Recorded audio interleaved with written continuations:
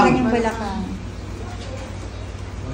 Oh, video mo, ika-ika. Kailan video mo rin yan kanina mamaya. Apo. Ganda na lakad niya.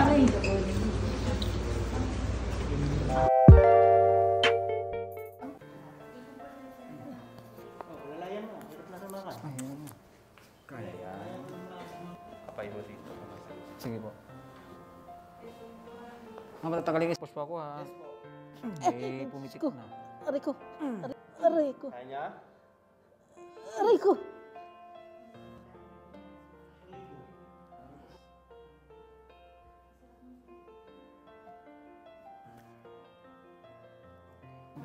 Okay, relax. Okay. And send. Okay, one.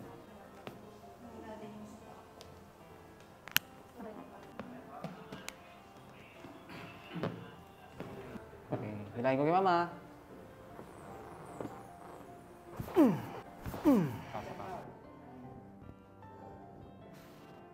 Aray ko.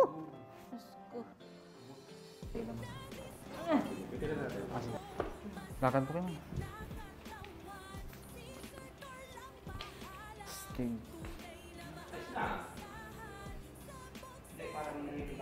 Parang umikiyan na rin kayo pa. Oh. Hindi, ang ginanod mo yung kanan eh. Pero mas Kaliwa. okay na kayo na. Oo, kanina talagang pilay ka kanina talaga eh. Kaya sabi ko magpilay kayo eh. Ngayon, ano naman, parang... Okay, si Ma'am Liza, no, kanina nakita ko siya mula doon sa pinto, ika-ika, hanggang sa nakaupo siya dyan. Hawak-hawak pa yung bewang niya. Ayan, Tita Liza, kamusta na kayo?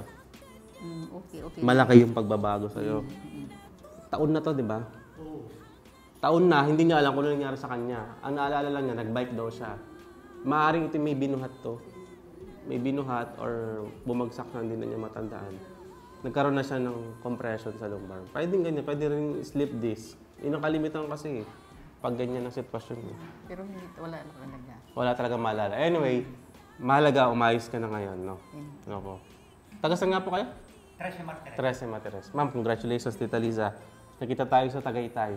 Tapat ng Picnic Grove. Oh, napopromote si Picnic Grove, no?